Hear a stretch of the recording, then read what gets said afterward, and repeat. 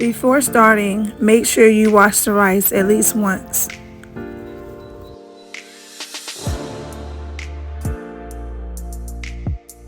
When I'm making my rice water, I like to scrub the rice thoroughly to ensure that I get all of the starch off of the rice. I scrub the rice for at least 2 to 5 minutes to make sure all of the starch has been removed. You'll know most of the starch has been removed when the rice takes on a transparent type of a color.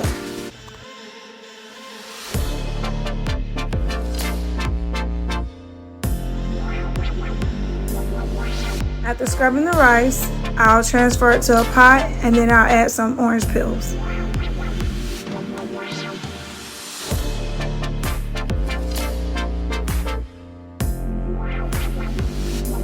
If you've ever made rice water before, you know that it can get pretty stinky, so adding orange peels will help with the smell. After adding the orange peels, I'll put it on the stove on low heat so that it can simmer for about 10 to 12 minutes. This step is very important because if it starts to boil, you can ruin the rice water, which I've done plenty of times and I've had to start over.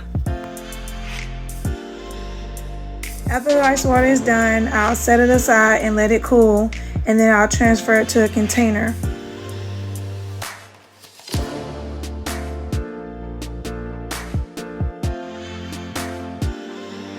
Once the water has cooled, I'll add a couple of drops of rosemary oil.